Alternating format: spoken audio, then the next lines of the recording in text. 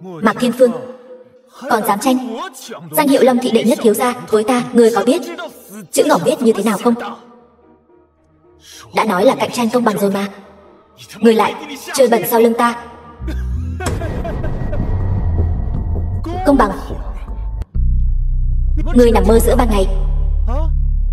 Gân tay gân chân của ngươi đều bị ta cắt đứt rồi.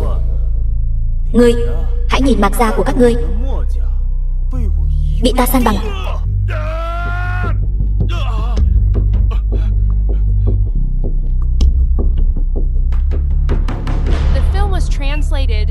Cố mà bỏ đi. Nếu ngươi mà bỏ về nhà trước ta, nói không chừng ta sẽ tha cho Mạc gia các ngươi.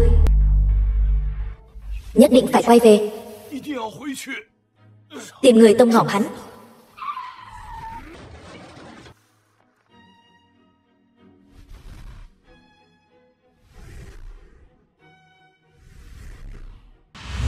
Long Thần, thần vương đời thứ 38 của Hạo Thiên Thần Ngục, bỗng gặp biến cố. Thân phản Chí Kiên, ngươi chính là truyền nhân y bát của thần vương ta.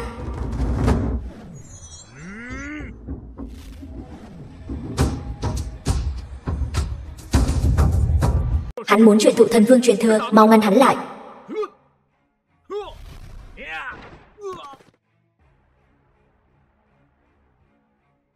Tiểu tử, trong cơ thể ngươi đã được truyền thụ công lực tu luyện Hạo Thiên Thần Vương nhiều năm của ta, nhìn khắp thiên hạ không còn đối thủ.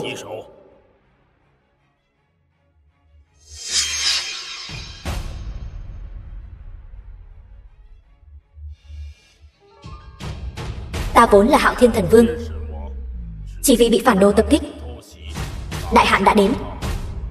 Bây giờ ta muốn ngươi trở về Chiến Thần Cốc, thay Hoa Quốc bồi dưỡng võ lực cấp chiến thần mới, tru sát phản đồ, bảo vệ Hoa Quốc an bình.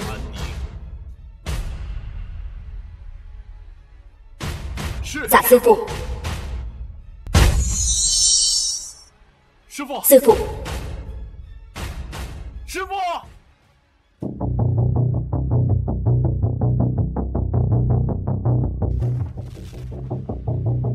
Tập kích sư phụ ta, người đáng lẽ phải bị xử tử ngay lập tức.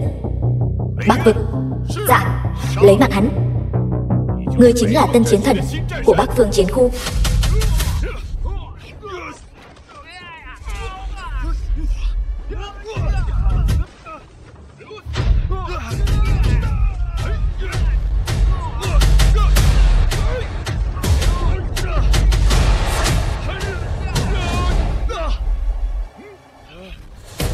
Từ hôm nay trở đi, các ngươi hãy chia nhau đến 4 đại chiến khu của Hoa Quốc, bảo vệ Hoa Quốc an bình, tuân theo thần vương hiệu lệnh. Tứ đại chiến thần. Bẩm báo thần vương, có gián điệp dị quốc đang dòng nó Chiến Thần Cốc chúng ta. Lũ dị quốc lòng lang dạ sói, lấy mạng. Thần vương đại nhân, thần sách bộ vừa nhận được thông tin mật mã từ Long thị gửi đến. Mạc gia đang gặp nguy hiểm, kẻ nào dám động đến Mạc gia thì ngỏm. Vân Lộ, nhị tiểu thư Long thị Vân gia. Vân Lộ, khách khứa đều đã đến đông đủ rồi. Ta dù sao cũng đã có hôn ước với Mạc Thiên Phương. Tuy rằng hiện giờ hắn sống ngỏm chưa rõ, lỡ như hắn trở về, ta biết ăn nói thế nào với hắn đây. Tên phế vật này tuyệt đối sẽ không còn mặt mũi quay lại Long thị nữa. Cho dù hắn có trở về, cùng lắm thì ta lại tiêu diệt hắn một lần nữa thôi. Chẳng lẽ ngươi lại muốn gả cho một tên phế vật còn hơn là gả cho ta sao? Đứng lại, Vân Lộ, ra đây cho ta. Vân Lộ, ta không nhìn nhầm chứ? Đây chẳng phải là tên thiếu gia bị Mạc gia vứt bỏ 5 năm trước đó sao? Sao thế, ngươi đến đây tham dự hôn lễ của ta và Vân Lộ sao? Ta không nhớ là đã mời một tên phế vật như ngươi. Vân Lộ, tại sao lại muốn gả cho hắn? Mạc Thiên Phương, ta đợi ngươi 5 năm rồi. Nếu ta không gả cho Chu công tử, chẳng lẽ ta phải đợi ngươi đến già sao? Mạc đại thiếu gia, ngươi nói xem, ngươi ngỏm ở ngoài là được rồi. Khi chúng ta nhớ ngươi, ít ra cũng có thể nhớ lại dáng vẻ oai phong năm xưa của ngươi. Mau nhìn lại ngươi bây giờ, rồi nhìn lại Mạc gia nhà ngươi xem, ngươi xứng với Vân Lộ sao? Chu Tử Hưng, ta có xứng với Vân Lộ hay không, còn chưa đến lượt ngươi lên tiếng. Vân Lộ, bây giờ ta đã trở lại. Hy vọng ngươi có thể cho ta một lời giải thích. Mạc Thiên Phương. Vân Đỉnh Thiên, gia chủ Vân gia.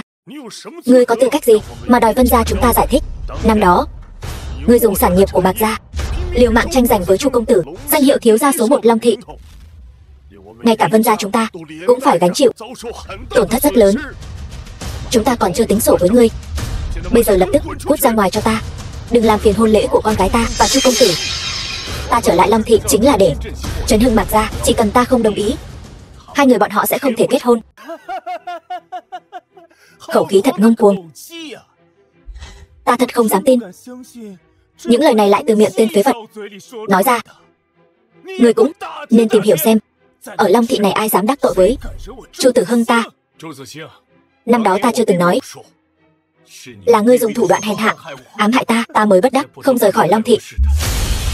Vân Lộ, ngươi nhìn Chu Tử Hưng, kẻ này tâm đoạn độc ác, khẩu mật phúc kiếm, hắn nhìn chúng ngươi hoàn toàn là nhìn chúng Vân gia sản nghiệp, tuyệt đối không phải chân tâm yêu ngươi. Ngươi cùng hắn sẽ không có được hạnh phúc. Mạc Thiên Phương, ta không cho phép ngươi vu khống Chu công tử. Ngươi biết thúc thúc của Chu công tử hiện tại là địa vị gì không? Thúc thúc của hắn hiện tại là Long thị thị thủ đại nhân. Hắn làm sao có thể như ngươi nói như vậy? Thằng nhãi danh, mau cút cho ta, chúng ta không hoan nghênh ngươi. Mạc đại thiếu mấy năm nay ở bên ngoài lưu lạc, chịu không ít khổ, vất vả lắm mới trở về Long thị. Ngươi cứ để hắn nói cho sướng miệng thôi, đúng không? Thế này đi, gói đồ ăn thừa lại, đừng để hắn đói. Chu Tử Hưng, những năm nay ngươi dựa vào thế lực của thúc thúc ngươi làm những chuyện bất pháp, nếu đều phơi bày ra, hai người thúc cháu các ngươi e là đến chỗ khóc cũng không có. Mạc Thiên Phương, ta nể mặt ngươi lắm rồi.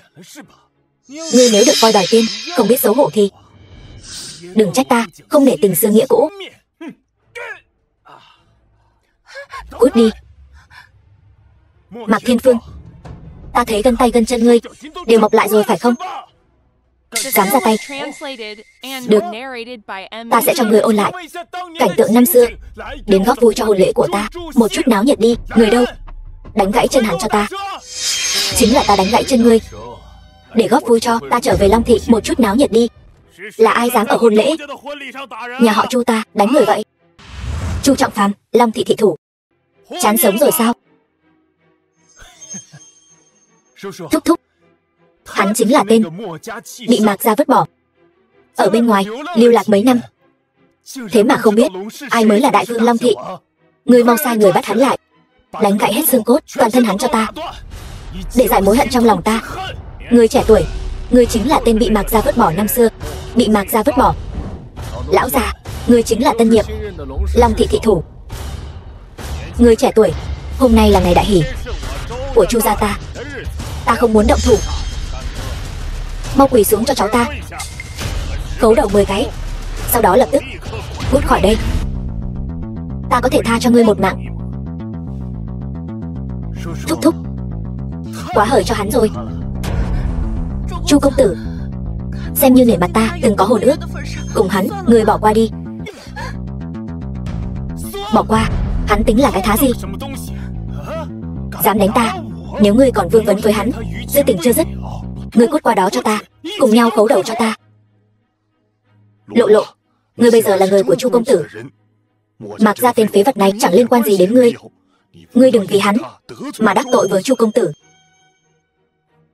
Lão phu lại cho ngươi cơ hội cuối cùng, ngươi nên nắm chắc lấy. Lão già, ta cũng cho ngươi một cơ hội cuối cùng. Kêu tên cháu phế vật của ngươi cũng lại đây, khấu đầu cho ta 10 cái, ta liền tha cho Chu gia các ngươi. Nếu không một cú điện thoại của ta, cái chức thị trưởng này của ngươi lập tức sẽ hóa thành tù nhân.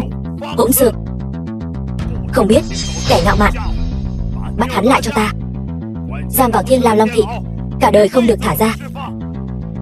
Chuyện Thiên Lao của chúng ta, Long Tiểu Vân ngục trưởng Thiên Lao, khi nào lại do ngươi quyết định rồi? Long Tiểu Vân, ta là thị trưởng, ngươi chỉ là một ngục trưởng. Ta ra một tên tội phạm, còn cần ngươi đồng ý sao? Người khác sợ cái chức thị trưởng này, nhưng ta, Long Tiểu Vân, không sợ. Thiên Lao chúng ta thuộc hệ thống quân đội, thị chính các ngươi còn quản không tới. Hơn nữa, Mạc tiên sinh không phải người mà ngươi muốn động là có thể động được. Long Tiểu Vân, nếu ngươi đến làm khách thì qua một bên ngồi đi.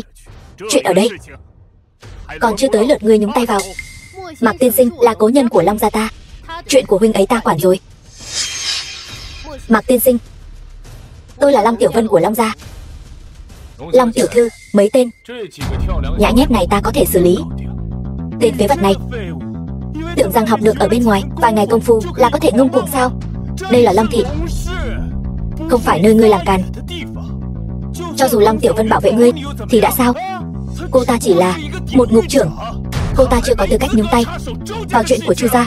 Chuyện của Chu gia các ngươi ta mới lời quản, nhưng bất lợi cho Mạc tiên sinh chính là sỉ nhục 2000 thủ vệ của Thiên Lao ta. Thị chính các ngươi có người, chẳng lẽ Thiên Lao ta lại không có người sao? Mạc tiên sinh, ta quản chắc rồi. Nếu ngươi không mù nên thấy được, chính là tên tiểu tử này hạ thủ đánh cháu ta trước, quấy rối hôn lễ của cháu ta. Cho dù có kiện lên đến trước mặt thủ tướng đại nhân cũng là không có lý. Nếu Long Tiểu Vân ta nói theo lý lẽ thì sẽ không quản lý 8000 tử tù Thiên Lao rồi. Bớt nói nhảm, cứ xông lên đi. Long Tiểu Vân, ngươi còn chưa biết sao? Ta từng được chỉ điểm của Bắc vực chiến thần, hiện nay là thực lực của chiến tướng nhị cấp. Ngươi lấy gì để đấu với ta? Long tiểu thư, chuyện của chính mình tự mình giải quyết, không thể để ngươi rơi vào nguy hiểm. Yên tâm, chỉ là một chiến tướng nhị cấp, ta căn bản không để vào mắt. Long Tiểu Vân, sự nhẫn nại của ta là có giới hạn. Bắt bọn chúng lại cho ta, ta xem ai dám. Thủ tướng đại nhân đến.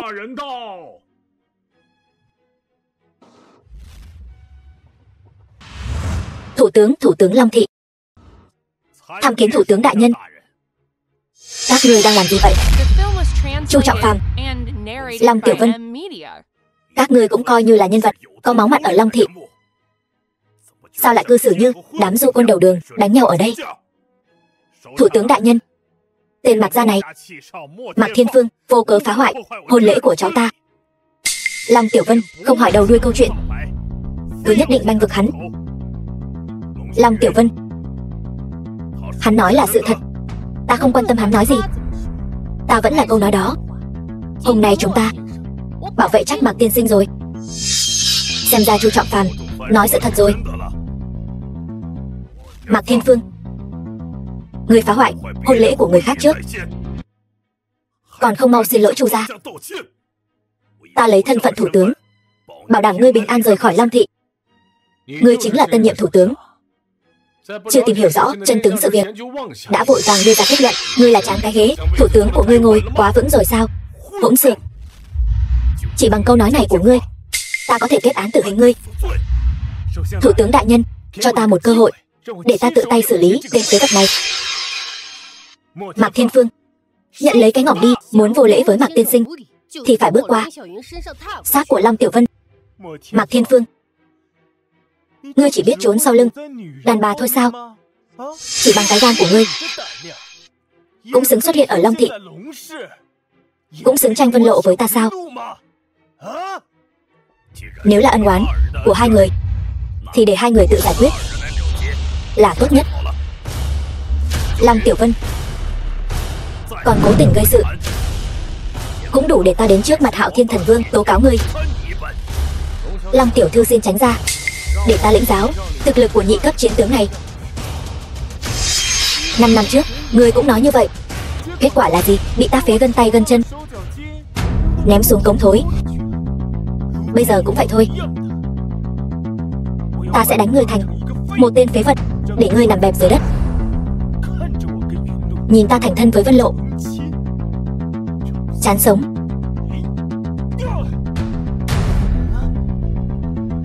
Né cũng khá đấy. Xem ra sau khi tay chân ngươi lành lặn, bản năng chạy trốn lại học được kha khá. Yếu quá, ta phải thay Bắc vực dạy dỗ ngươi. Ngươi dám ăn nói ngông cuồng,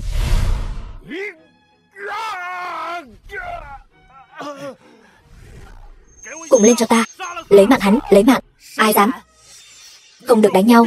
Các ngươi ngay cả lời ta cũng không nghe sao? Chu tước đại nhân giá lâm, Ngài sao lại đến đây? Hạo Thiên Thần Vương có lệnh, gần đây gián điệp dị quốc hoạt động rầm rộ, các giới Long Thị nghiêm cấm nội bộ đấu tranh, kẻ trái lệnh chém. Chu tước đại nhân, đều là tên phế vật Mạc Gia này khiêu khích trước, không phải chúng ta muốn tranh chấp. Bản chiến thần bất kể nguyên nhân thế nào, ở đây tranh đấu chính là bất kính với Hạo Thiên Thần Vương. Chu tước chiến thần, ta từng được Bắc vực chiến thần chỉ điểm, nói ra thì coi như là sư điệt của ngài. Chính là tên bị Mạc Gia vứt bỏ này dám ức hiếp ta. Hắn đây là bất kính với Bắc vực chiến thần, cũng coi như là bất kính với ngài. Vậy sao? Đồ hỗn xược! Sư phụ ngươi dạy ngươi một thân công phu là để ngươi ức hiếp người khác sao? Thân phận nhị cấp chiến tướng của ngươi từ nay không còn nữa. Nếu Bắc vực không phục, bảo hắn đến tìm ta. Còn dám kết thân với ta, thật sự là không biết chữ hỏng viết như thế nào. Chu tước đại nhân, theo ý ngài, chuyện hôm nay nên xử lý thế nào? Hoa quốc không có luật pháp sao? Chuyện này còn cần ta phải nhọc lòng sao? Chức thủ tướng của ngươi thật sự không muốn ngồi nữa sao? Mạc Thiên Phương tự ý xông vào hôn lễ, tình có thể tha thứ. Hôn ước Mạc Gia và Vân Gia bất đắc dĩ phải hủy bỏ. Thủ tướng đại nhân, chẳng lẽ cứ thế mà thả Mạc Thiên Phương sao? Ta đã nói tình có thể tha thứ, chẳng lẽ ngươi không hiểu ý ta sao? Ta không phục.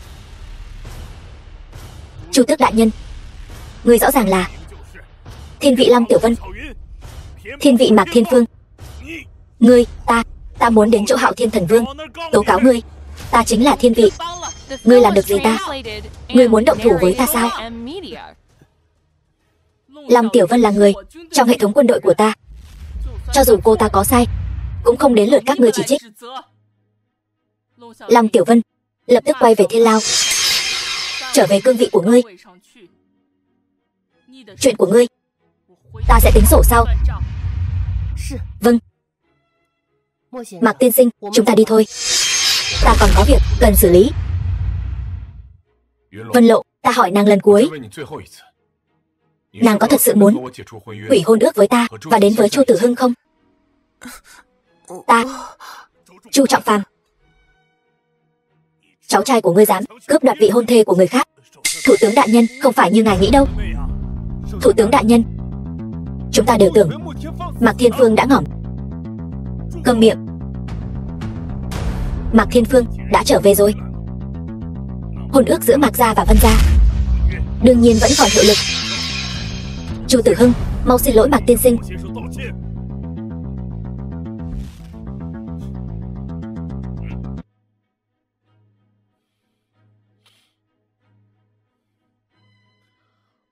Mạc thiếu, xin lỗi.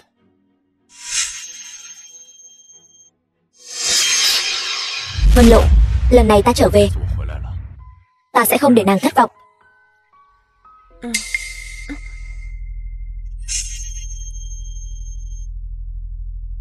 Biết trước có thể trở về Long Thị, năm đó ta nên lấy mạng hắn.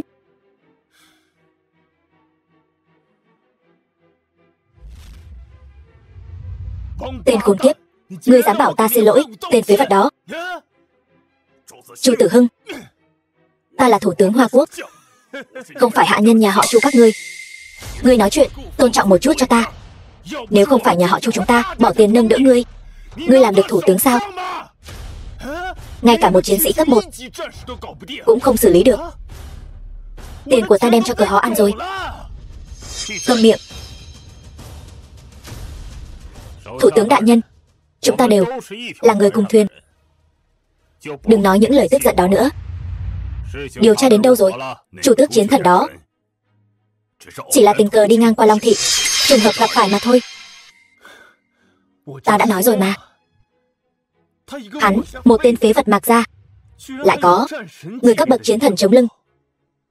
Nếu đã vậy, ta có thể yên tâm đối phó với hắn rồi. Chỉ cần ngươi không động đến người của quân đội, Long Thị muốn làm gì thì làm. Mạc Thiên Phương, ngươi dám làm nhục ta như vậy, ngươi cứ chờ ngỏm đi. Hỗn xược. Ta đã nói không cho ngươi mang cái tên chỉ giỏi gây chuyện này ra ngoài. Ngươi cứ khăng khăng không nghe. Giờ thì hay rồi. Con rể Vân gia chúng ta chỉ biết lấy lòng phụ nữ để sống qua ngày. Tiếng xấu đồn xa, Vân gia chúng ta không còn mặt mũi nào nữa. Cha, Thiên Phương không phải người như vậy. Ngươi nói không phải thì không phải chắc.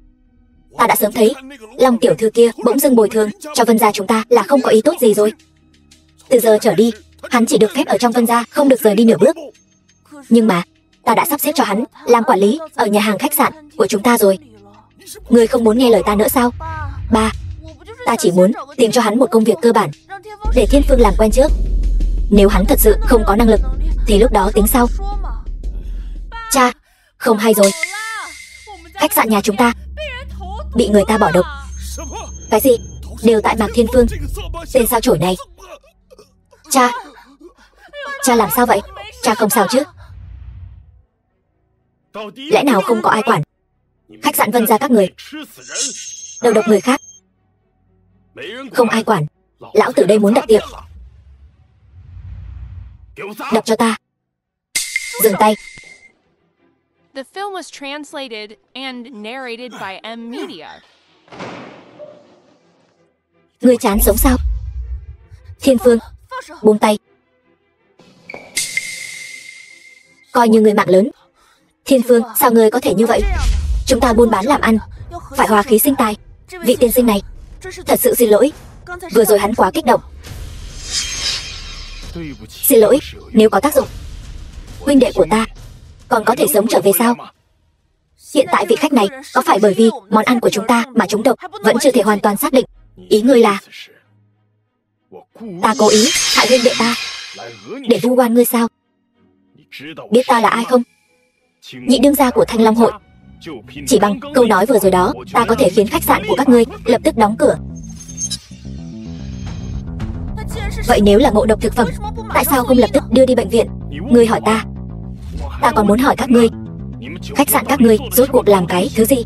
Chưa đến 1 phút, ngươi đã tắt thở. Vậy bây giờ ngươi muốn làm thế nào?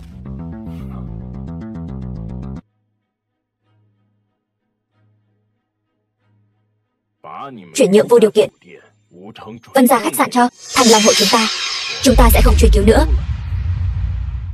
Đại đương gia của Thanh Long hội là Kiều Thiên Long sao? Ngươi là thứ gì? Ngươi dám trực tiếp gọi tên đại đương gia của chúng ta? Ngươi phải nói với Kiều Thiên Long, chuyện này Vân gia 1 đồng cũng không đưa. Hắn nếu không phục, cứ bảo hắn tới tìm Mạc Thiên Phương ta.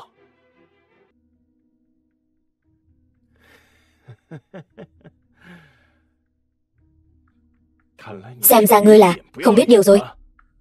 Cho hắn xem.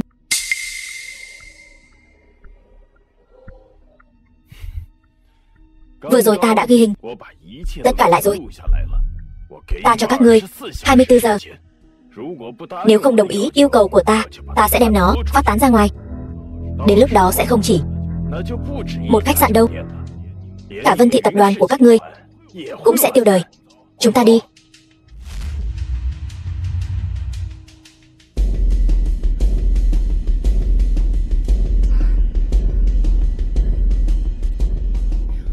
Muội muội, ta đã sớm nói rồi, đừng mang cái tên phế vật này tới. Muội cứ nhất quyết mang hắn tới. Bây giờ thì hay rồi, sự việc càng thêm rắc rối.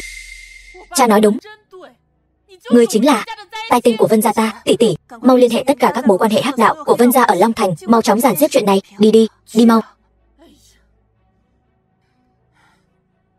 Thiên Phương, ngươi ở bên ngoài học được những thứ gì vậy? Ngươi thật sự làm ta quá thất vọng. Yên tâm đi, không sao đâu. Làm sao ta có thể tin tưởng ngươi? Chuyện này ngươi không cần quản, ta sẽ xử lý tốt. Mạc thiếu, ngươi ở đây sao? Khiến ta phải tìm một hồi. Làm sao vậy? Sao thế Mạc thiếu? Chọc giận Vân Lộ tỷ tỷ ta rồi sao? Trước khi sự việc kết thúc, ngươi cứ ở nhà, không được đi đâu cả.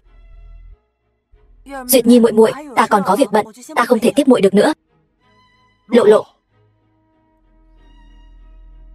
quả nhiên anh hùng, khó qua ải mỹ nhân.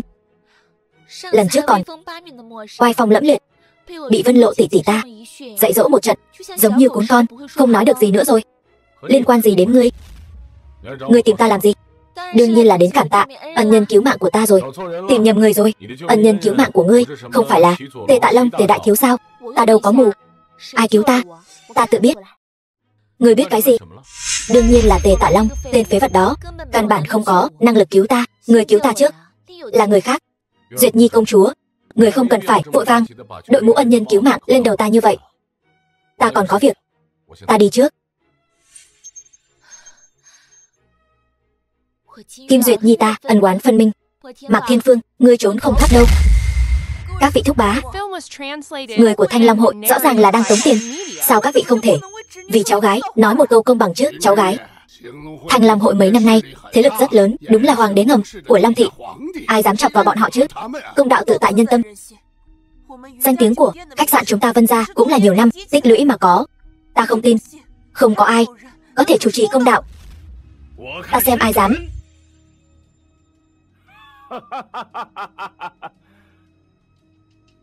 Ta còn tưởng là ai, hóa ra là mấy lão già các ngươi. Hôm nay vừa hay anh em chúng ta đều ở đây, có thể giúp ta chủ trì công đạo. Vân tiểu thư, chuyện của Vân gia khách sạn giải quyết thế nào rồi? Vân gia khách sạn chúng ta tuyệt đối sẽ không xảy ra bất kỳ vấn đề gì, sẽ không xảy ra vấn đề gì. Nhưng mà nhân chứng vật chứng đều có đủ. Sao giờ lại không muốn đưa nữa rồi? Được thôi, ta còn có một cách giải quyết khác. Cách gì? Ngươi ngủ với ta một đêm. Chu nhị đương gia, ai nấy đều là nhân vật có máu mặt. Ta cho phép ngươi lên tiếng sao? Kẻ nào còn dám ho he, lão tử cắt lưỡi hắn.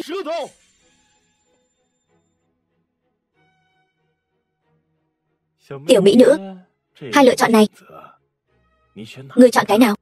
Lão tử chọn đánh ngươi một trận.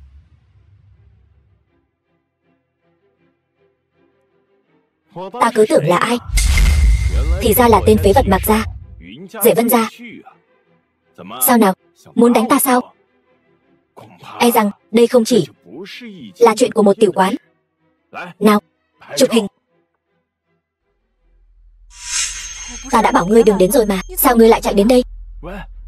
Mau nghe lời vợ ngươi, mau mau về nhà đi.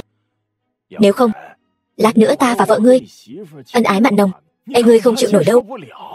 La Chí Thông, ngươi là đến ngỏm cũng không biết mình ngỏm như thế nào. Ngỏm.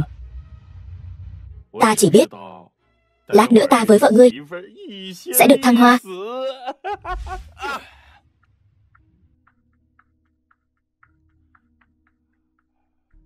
Vân Lộ muội muội, bây giờ rằng không chỉ là chuyện của một tiểu quán nữa rồi.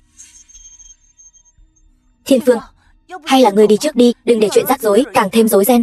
Ta đến đây chỉ là để nói hai câu, nói xong ta sẽ đi. Nói, để hắn nói cho ta nghe. Chư vị tiền bối, trong Đại Lao Long thị chúng ta có tiền lệ thả tử tù không, tử tù thiên lao đều là hạng người tội ác tại trời. Không thể nào.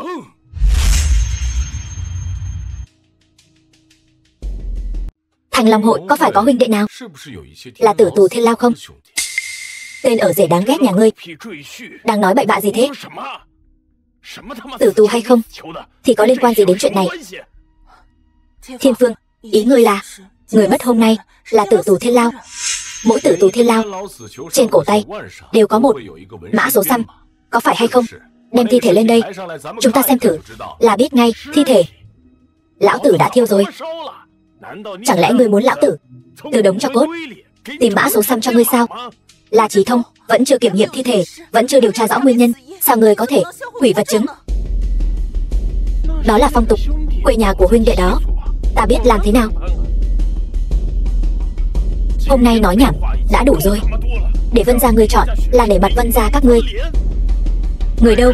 Bắt lại cho ta xem thử ai dám. Ta đã biết từ lâu rồi, ngươi chắc chắn sẽ không làm theo. Vì vậy ta đã chuẩn bị từ trước. Người đâu? Mang con đàn bà đi cho ta, gân tay gân chân của thằng đàn ông cắt đứt cho ta, dừng tay. Dừng tay. Mạc Thiên Phương là ân nhân cứu mạng của ta xem thử ai dám. Ngươi, một công chúa nước láng giềng, chạy đến quản chuyện của Hoa quốc ta, việc này có phải quản quá rộng rồi hay không? Nếu ta lấy danh nghĩa hoàng thất Ga quốc đầu tư vào khách sạn này thì sao? Có phải là có thể quản rồi không? Muội muội Duyệt Nhi, cảm ơn muội. Người nhà đừng khách sáo. Như vậy, sự việc liên quan đến ngoại giao hai nước, tuyệt đối không thể. Không thể. Công chúa Kim Duyệt Nhi, ta còn tưởng rằng ngươi đã là cổ đông ở đây rồi, làm ta giật mình. May mà ngươi vẫn chưa phải. Còn đứng ngây ra đó làm gì? Lên.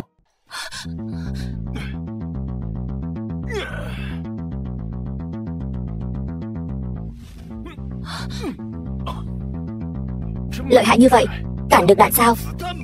Khách sạn này chúng ta không cần nữa, chúng ta cho ngươi. Muốn sống thì cút hết cho ta. La Chí Thông, nếu bây giờ ngươi quay đầu lại thì vẫn còn kịp, đã không còn kịp nữa rồi. Gọi một cuộc điện thoại được không? Tôi đang ở đại sảnh tiệc Long Thị. Ngươi bây giờ đến đây. Alo, đại ca. Tôi đang ở bên ngoài, có chút việc nhỏ. Sao ngươi biết tôi đang ở tòa nhà Long Thị? Được rồi, biết rồi. Tên khốn kiếp nào, nói cho hắn biết.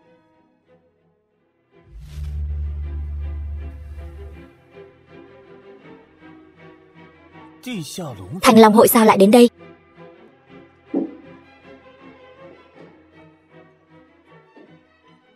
Đại ca, là chuyện gì vậy? Đại ca, khách sạn nhà họ Vân bọn họ, thức ăn không sạch sẽ, làm hại một huynh đệ của chúng ta, ngộ độc thực phẩm mà mất. Tôi đến tìm bọn họ nói lý.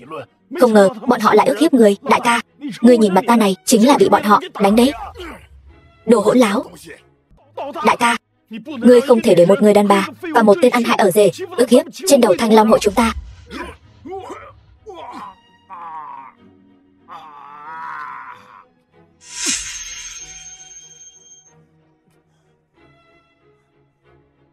Thần Vương đại nhân, ta đã thắng rồi.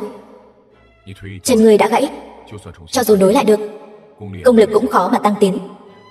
Đông Tây Nam Bắc tứ đại chiến khu, ngươi không thể đến nữa. Đại nhân, ta vẫn có thể tiếp tục chiến đấu. Có một nhiệm vụ càng quan trọng hơn, tương đối thích hợp, xin Thần Vương chỉ thị. Đến Long Thị, thống nhất Hắc đạo Long Thị.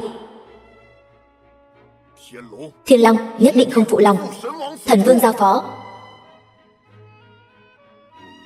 Hãy nhớ, mọi thứ ở Chiến Thần Cốc đều là tuyệt mật, bao gồm cả thân phận của ta. Vâng. Quỳ xuống.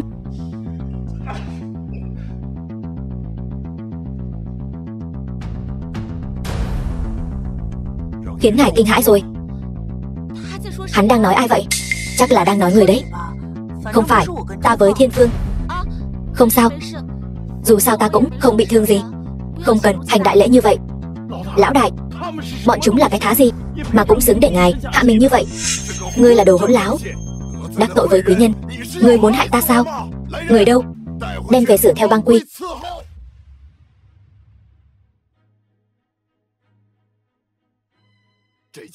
Chuyện này đều là do tên này gây ra. Tiểu mẫu nhất định sẽ chuẩn bị hậu lễ, tới tạ lỗi với quý nhân. Cáo từ. May nhờ có Cửu Thiên Long nể mặt muội muội Duyệt Nhi, nếu không thì hôm nay thật sự khó mà giải quyết được. E rằng là nể mặt hắn ta đấy. Bái kiến Hạo Thiên Thần Vương đại nhân.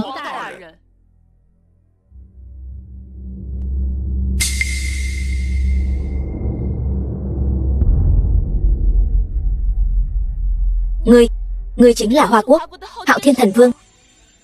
Đúng vậy. Trời ơi, ta đã biết ngươi chắc chắn không phải người thường, chắc chắn là một đại anh hùng. Như vậy chẳng phải ta đã được cứu, ta cuối cùng cũng có thể giành lại ngôi vị quốc chủ quốc gia của ta rồi. Kim Duyệt Nhi mong ngươi chú ý thân phận của mình. Ta là Hoa Quốc Hạo Thiên Thần Vương, chứ không phải là hộ vệ và trợ lý của ngươi. Ta lúc trước cứu ngươi cũng là vì ngươi đã từng giúp đỡ ta. Vậy ngươi không quản ta thì trên thế giới này sẽ không có ai quản ta nữa. Ta vẫn nên để ca ca mang về lấy mạng thì hơn. Đi đi. Ngươi muốn đi thì ta cũng không cản. Sai rồi, không đi nữa. Ta sẽ bám giết lấy ngươi. Từ hôm nay trở đi, ta sẽ làm nữ nhân của ngươi. Thần vương đại nhân, trải qua chuyện tối qua, thân phận của ngài chắc chắn đã bị Phác Phổ Thành đoán ra rồi. Yên tâm đi, hắn sẽ không đâu. Sao ngươi biết? Ở quốc gia chúng ta tuy nhỏ, nhưng người nước ta đều rất tự đại. Điều này ta rõ hơn ai hết. Cái đó Phác Phổ Thành chắc chắn sẽ cho rằng là sơ suất của chính hắn. Các ngươi đều lui xuống đi. Dạ. Chủ nhân, Uyển Uyển nhớ ngươi. Ngươi vậy mà có nữ nhân khác. Cầm miệng, làm người phụ nữ của ta. Khi nào nên nói, khi nào không nên nói. Ngươi chẳng lẽ không rõ sao? Nghe lời thì nghe lời, ta không tin. Ngươi đối với nữ nhân khác cũng như vậy. Ta chưa từng nói với ngươi, không có việc gì thì đừng làm phiền ta sao? Ngươi quên rồi sao? Ta có việc gấp. Chủ nhân ngày mai nhất định phải đến một chuyến.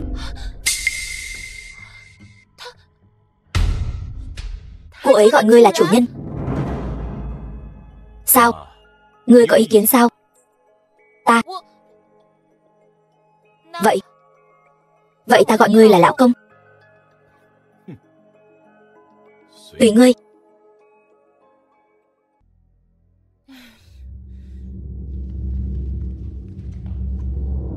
Mạc thiếu, ngươi cuối cùng cũng tới rồi.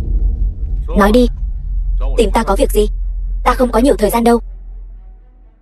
Tuyết Nhi tỷ, tỷ mau nói đi. Uyển Uyển, ngươi nói tìm người giúp đỡ, chính là tìm cái tên vô dụng này giúp sao? Tuyết Nhi tỷ, đã lúc nào rồi? Ngươi còn để ý chuyện trước kia? Ngươi mau nói với Mạc thiếu đi, Mạc thiếu hắn nhất định sẽ giúp chúng ta. Vân Uyển Uyển, từ khi nào đến lượt ngươi thay ta làm quyết định? Chuyện trước kia đã nói với ngươi đều quên rồi sao? Mạc thiếu, xảy ra chuyện lớn rồi. Nếu là chuyện của Vân gia thì tên vô dụng ta không giúp được. Uyển Uyển, đừng cầu xin hắn. Hắn chỉ là một tên bị Vân gia chúng ta đuổi ra khỏi cửa, tên vô dụng phế vật. Có bản lĩnh gì mà giúp chúng ta chứ? Đi, chúng ta đi tìm người khác giúp. Mạc thiếu, Vân Lộ xảy ra chuyện rồi. Cái gì?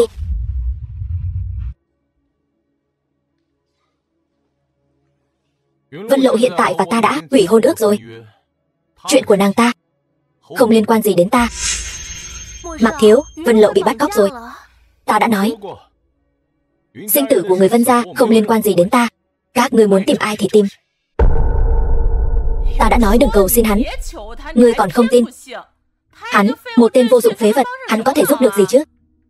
Đúng vậy, ta chỉ là một tên vô dụng phế vật, sao có thể sánh bằng người trong lòng của Vân Lộ, Chu đại công tử. Ngươi còn dám nhắc tới Chu công tử với ta? Tất cả đều tại ngươi. Chu công tử cũng bị đánh trọng thương, đến bây giờ vẫn hôn mê bất tỉnh. Hắn bị đánh thì có liên quan gì đến ta? Mạc thiếu, chuyện người bắt cóc công chúa Ca Quốc khiến giới võ giả Ca Quốc vô cùng phẫn nộ. Bọn chúng bất chấp tất cả bắt cóc Vân Lộ tỷ. Nếu không thì sao? Thần vương đại nhân, bọn chúng phản rồi. Chiến thần của cái nước nhỏ bé ấy dám ở địa phận Hoa Quốc chúng ta làm càn, để thuộc hạ dẫn người san bằng bọn chúng, cứu Vân Lộ cô nương. Đúng vậy, bọn chúng tưởng thần vương không xuất hiện, Hoa Quốc sẽ không ai trị được chúng sao? Bọn chúng có chuẩn bị mà đến, không thể khinh thường. Hội trưởng, hội sở của chúng ta, Thành Long hội ở Long Thị đã bị người ta đập phá. Cái gì? Tất cả các nhà máy đều bị đập phá rồi sao? Nghe nói người cầm đầu là một cao thủ cấp chiến thần đến từ nước ngoài. Điển ngục trưởng, Thiên Lao xảy ra bạo động, có cao thủ cấp chiến thần trà trộn vào trong đám tử tù, mời ngài mau trở về Thiên Lao trấn áp.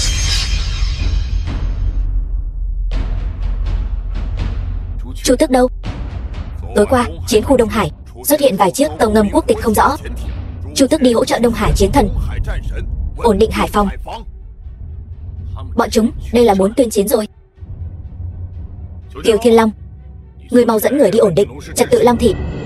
Long Tiểu Vân, ngươi về Thiên Lao trấn áp bạo động. Vâng.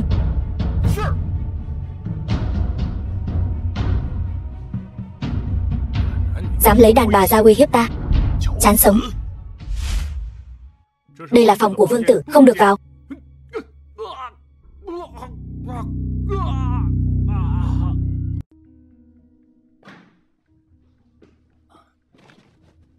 Vân Lộ, muội không sao chứ? Vân Tuyết, Sao lại là cô? Vân Lộ đâu? The film was Cứu mạng, translated sàm sỡ. and narrated by M Media. Mạc Thiên Phương, ngươi không có được ta thì muốn hủy hoại tỷ tỷ của ta sao? Tỷ tỷ.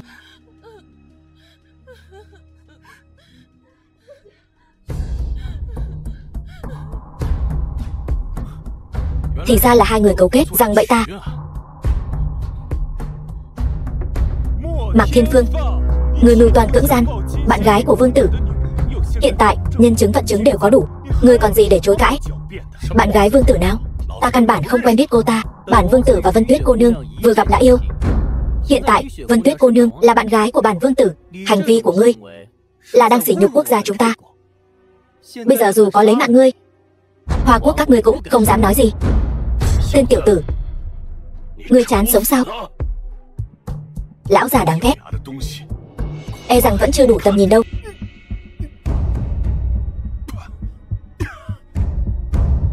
Cửu chuyển hóa thần hương. Đúng vậy, cũng coi như người có chút kiến thức. Kẻ trúng cửu chuyển hóa thần hương sẽ bị tắc nghẽn toàn bộ kinh mạch, thần trí không rõ ràng. Sau này ngươi chỉ là một tên phế nhân. Vân Lộ, ngươi thật nhẫn tâm.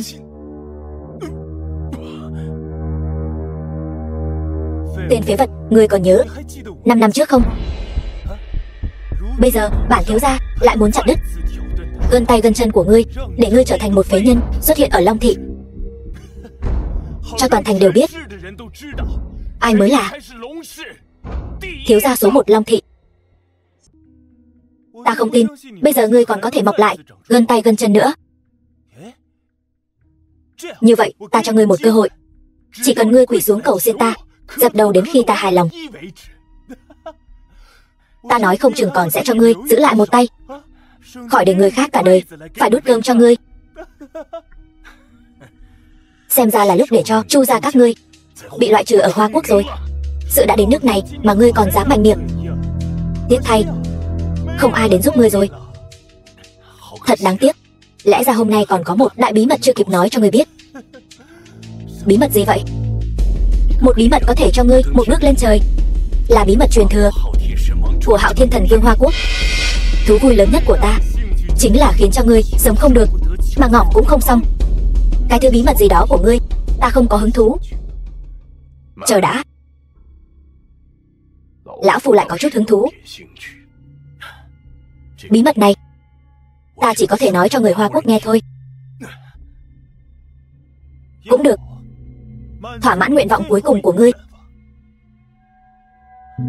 Lại gần đây. Bí mật của Hoa Quốc này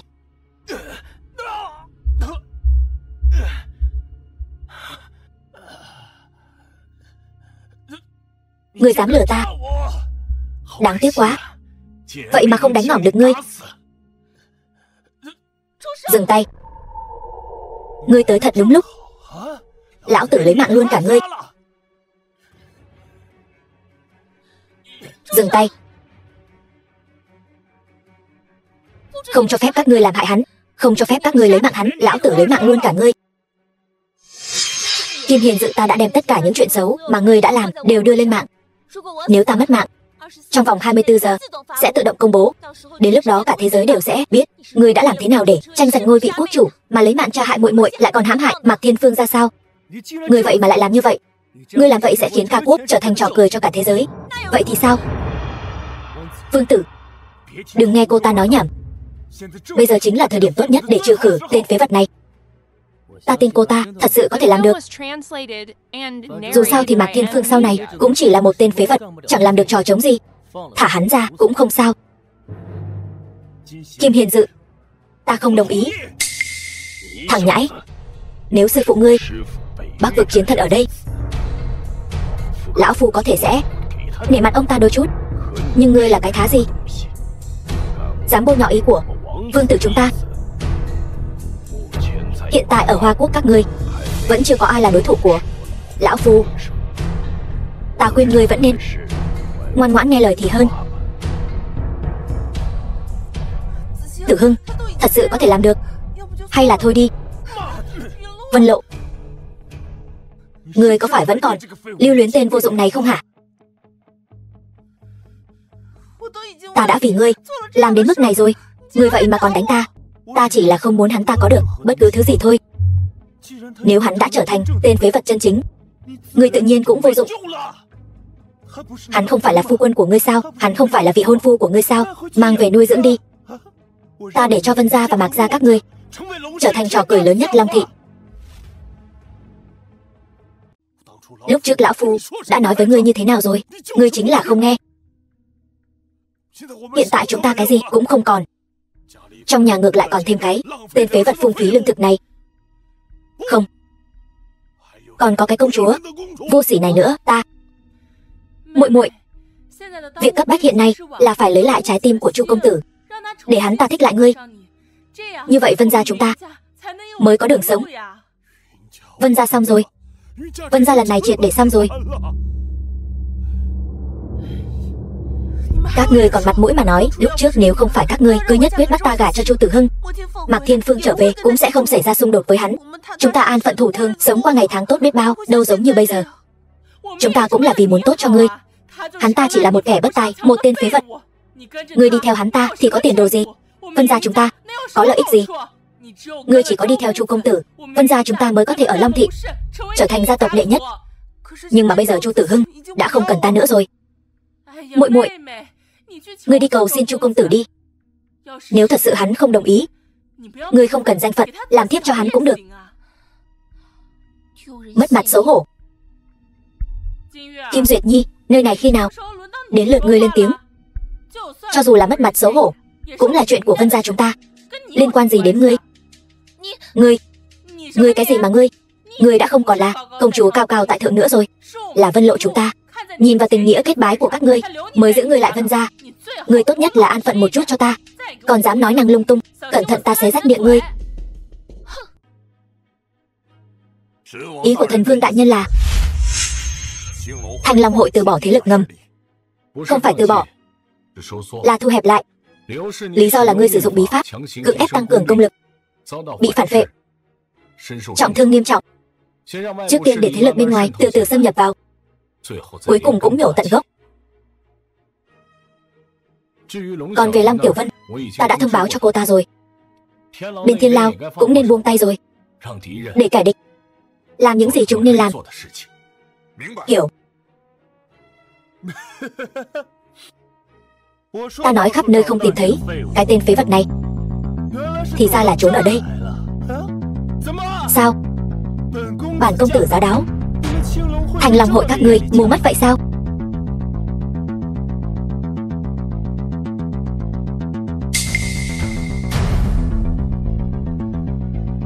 Còn không mau ra nghênh đón. Ngươi là cái thá gì, dám bảo lão tử ra nghênh đón ngươi?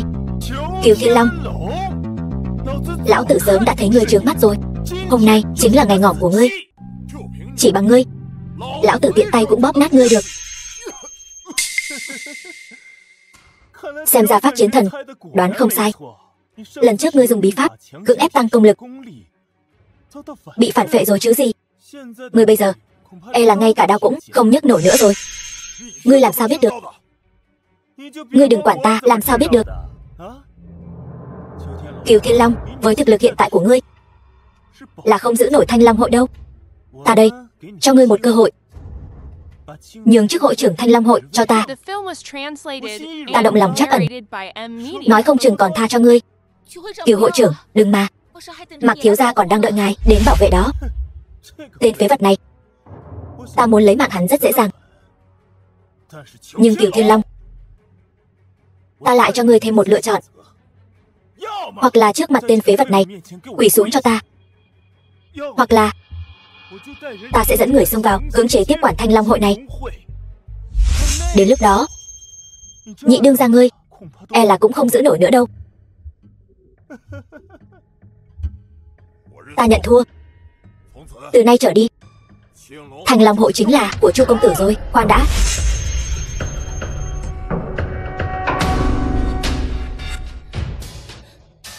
Ngươi muốn làm gì? Cút ra. Tên phế vật này, kẻ muốn bảo vệ ngươi Bây giờ phải quỳ xuống cho ta rồi. Kiều Thiên Long, nhìn cho kỹ vào, nhìn. Kiều Thiên Long, khấu kiến đại đương gia Thanh Long hội.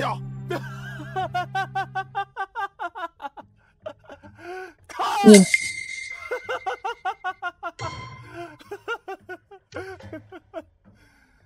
Thấy chưa? Hắn đang quỳ xuống cho ta đấy.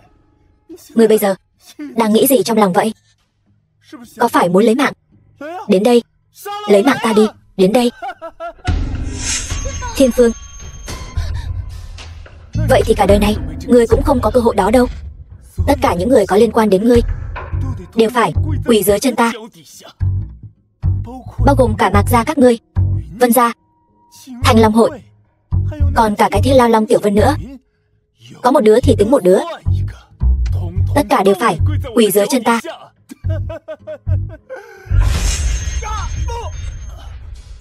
Ai? Kim Duyệt Nhi, ta khuyên ngươi đừng giở trò gì. Ta không phải là ca ca của ngươi. Chọc giận ta, ta lột sạch ngươi, bán vào kỹ viện. Ngươi tự nguyện quỳ xuống chân Kiều hội trưởng, liên quan gì đến ta? Ta cái gì cũng không biết. Kiều Thiên Long, ta cho ngươi 3 ngày, giao toàn bộ sản nghiệp của Thanh Long hội cho ta hết. Chu công tử, không, Chu hội trưởng, sản nghiệp của Thanh Long hội lớn như vậy. 3 ngày, thời gian quá ngắn. Ta nói 3 ngày là 3 ngày. Quá thời gian. Ngươi cũng đừng hòng lăn lộn ở Long thị nữa. Đi.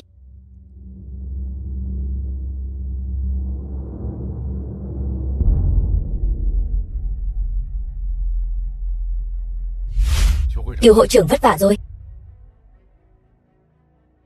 Chu Tử Hưng, thật sự tưởng ta quỳ cho hắn sao? Kỳ thực, ta quỳ cho đại đương gia ngài đó.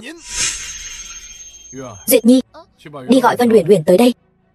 Ta muốn biết cô ta ở trong đó rốt cuộc đóng vai trò gì. Tuân lệnh thần Vương lão công. Mạc Thiếu, ngươi sao vậy? Mạc Thiếu, ngươi còn mặt mũi mà hỏi? Có phải ngươi cố ý cùng Chu Tử Hưng liên thủ, cố ý sắp đặt dụ dỗ Mạc Thiếu đến khách sạn cứu Vân Lộ không? Ngươi rốt cuộc nhận của hắn bao nhiêu tiền? Kim Duyệt Nhi, ngươi nói năng chú ý một chút. Với thân phận của ngươi còn chưa có tư cách chất vấn ta. Hơn nữa, Mạc Thiếu, hắn đã cứu ta. Ta đã là tiểu nô lệ của hắn rồi. Ta làm sao có thể giúp người khác hại hắn chứ? Thật không biết xấu hổ. Nếu không phải ngươi gọi điện thoại cố ý để Mạc Thiếu biết chuyện của Vân Lộ, hắn làm sao có thể mắc mưu? Ta cũng là không còn cách nào khác. Vân Tuyết tỷ tìm ta, nói Vân Lộ bị bắt cóc. Ta nghĩ Vân Tuyết tỷ cũng không tiện nhờ Mạc Thiếu giúp đỡ. Ta đành phải tự mình gọi điện thoại cho Mạc Thiếu. Chủ nhân, xin lỗi, là ta hại người thành ra như vậy. Kim Duyệt Nhi, chủ nhân của ta rốt cuộc còn có thể trở lại bình thường không? Mạc Thiếu có thể trở lại bình thường không? Liên quan gì đến ngươi? Nếu việc này không liên quan đến ngươi, vậy thì cút đi. Bản công chúa bây giờ nhìn thấy ngươi là bực mình. Ta không, ta muốn ở lại chăm sóc chủ nhân của ta. Ngươi, một đại minh tinh, ở lại đây chăm sóc hắn. Ngươi còn thấy phiền phức của hắn chưa đủ nhiều sao?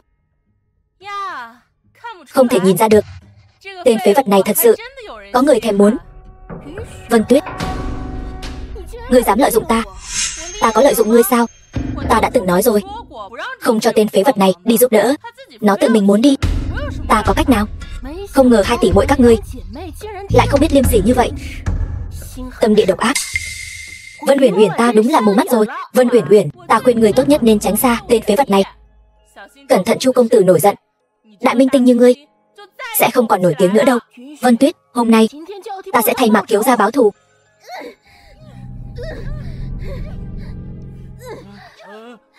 Đánh ngỏm nó. Buông ta ra, thả ra. Con đàn bà đáng ghét. Hôm nay ta không tin chị không được ngươi. Hôm nay ta sẽ đánh ngỏm ngươi. Dừng tay. Ai cho phép các ngươi làm loạn ở đây? Còn thành ra thể thống gì nữa? Chu Tử Hưng, sao ngươi lại tới đây nữa? Âm hồn bất tán. Ta quyết định cưới Vân Lộ. Tại sao không được đến? Uyển Uyển, hôm nay là ngày tỷ tỷ Vân Lộ của ngươi và Chu công tử ngày lành tháng tốt, tổ chức tiệc cưới. Nếu ngươi còn làm loạn với ta thì cút ra ngoài cho ta. Vân Lộ, Chu Tử Hưng đối xử với ngươi như vậy, sao ngươi còn muốn gả cho hắn? Lời này của công chúa ta không thích nghe đâu. Ta đây gọi là yêu sâu, nên mới hận sâu. Từ ngày hôm đó trở về, trong lòng ta cũng rất áy náy. Tại sao lại đối xử như vậy với một người phụ nữ yêu ta sâu đậm? Cho nên ta quyết định đau dài mới tỉnh ngộ, quyết định cầu hôn Vân Lộ lần nữa, để Vân Lộ gả cho ta. Vừa đúng lúc Mạc đại thiếu gia cũng ở đây, làm chứng hôn được không? Vân Lộ, ta sai rồi. Lần trước là ta không tốt. Ta hy vọng muội có thể cho ta thêm một cơ hội, để ta yêu muội thật tốt. Vân Lộ, đừng tin hắn, không được gả cho hắn. Kim Duyệt Nhi, nếu ngươi còn nói bậy bạ, thì cút khỏi Vân gia cho lão phu. Ta, đúng vậy. Muội muội ta và Chu công tử rất khó khăn mới đến được ngày hôm nay. Ngươi đừng nói bậy. Muội mau đồng ý với Chu công tử đi. Tôi đồng ý.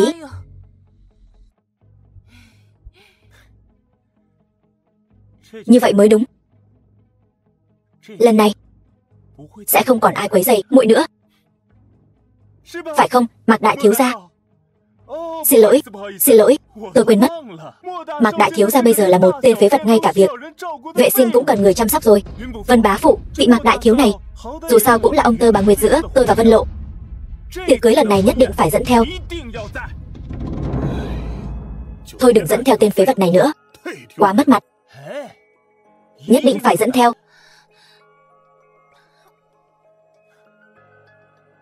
Mạc Thiên Phương, ta muốn người tận mắt chứng kiến ta làm nhục vị hôn thê của ngươi thế nào.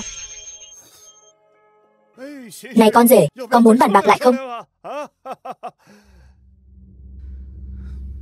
Thiên Phương, tuy ngươi đã là một tên phế vật rồi, nhưng Vân gia chúng ta sẽ để tình bằng hữu trước đây, giữa hai nhà sẽ nuôi dưỡng người thật tốt.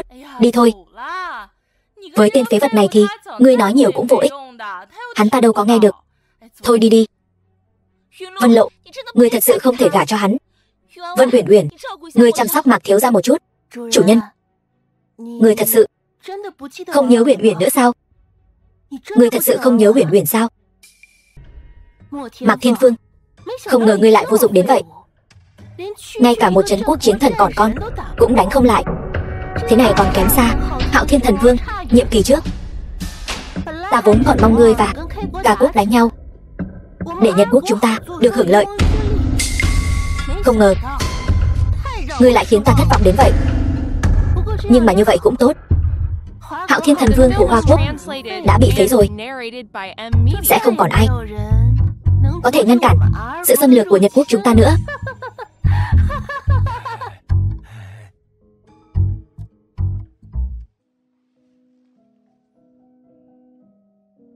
Này Lộ Lộ, muội xem ta mặc bộ nào đi dự hôn lễ của muội thì đẹp hơn, bộ này hay bộ này? Tùy tỷ đi, tỷ mặc bộ nào cũng đẹp. Muội, sắp đến hôn lễ của muội rồi, muội đang nghĩ gì vậy? Tỷ, muội vẫn luôn cảm thấy có lỗi với Mạc Thiên Phương. Ta cảnh cáo muội đấy, muội đang gánh vác hy vọng Trấn Hưng Vân gia. Muội phải đặt toàn bộ tâm tư vào Chu công tử. Chu công tử lần này đã tha cho muội. Nếu muội còn dây dưa với Mạc Thiên Phương nữa thì sẽ không có kết cục tốt đẹp như vậy đâu.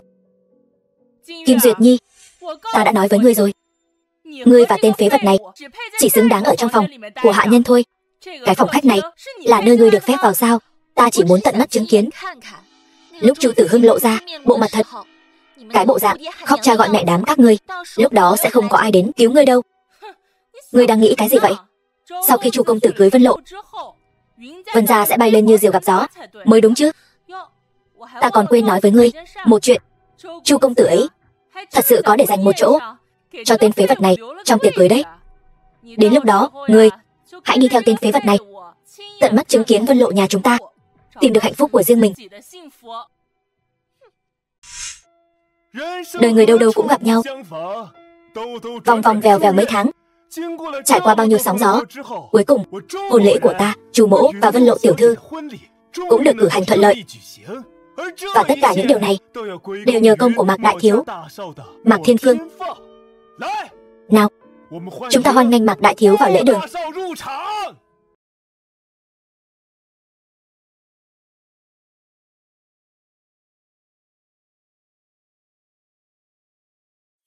Mạc Thiên Phương,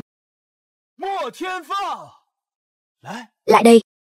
Ta muốn nghe tận tai lời chúc phúc của ngươi, dành cho hai chúng ta. Xin lỗi, ta quên mất. Là ngươi không nói được rồi phải không? Ngươi không xứng đáng nhận được lời chúc phúc của ta.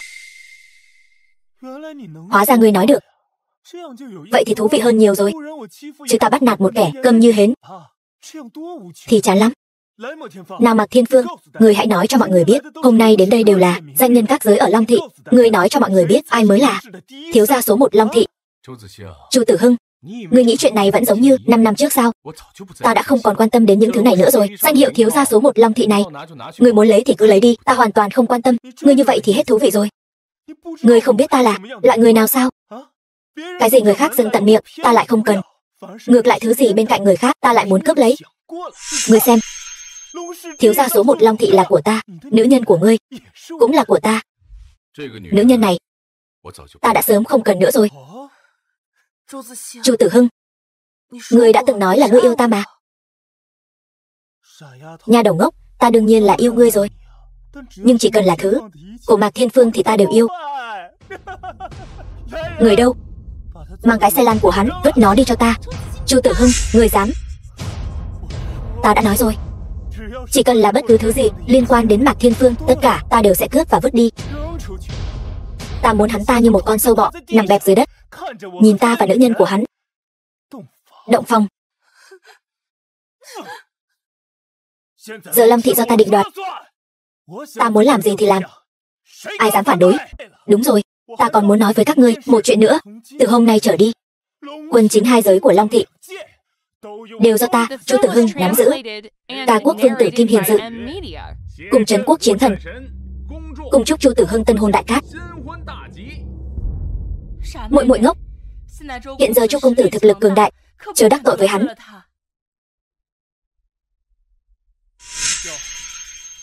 Kim vương tử, Phát chiến thần, hai vị sao lại đích thân đến đây vậy? Đương nhiên là đến để tiếp nhận chiến quả của chúng ta. Ngươi có ý gì?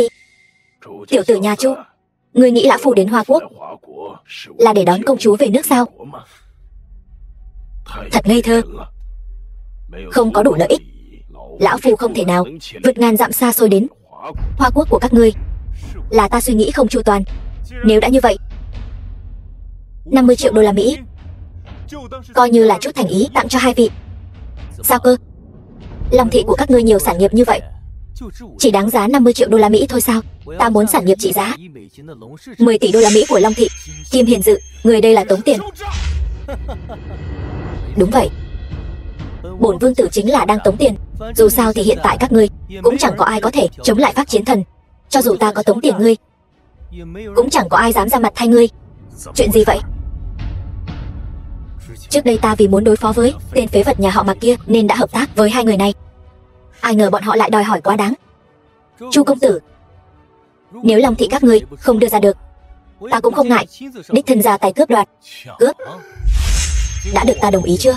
Mạc Thiên Phương, ngươi vậy mà vẫn có thể mở miệng nói không thể nào. Kẻ trúng cửu chuyển hóa thần hương, không thể nào tỉnh táo như vậy được. Hiểu rồi. Lúc trước ngươi toàn là giả vờ, ngươi không xứng là một võ giả chân chính.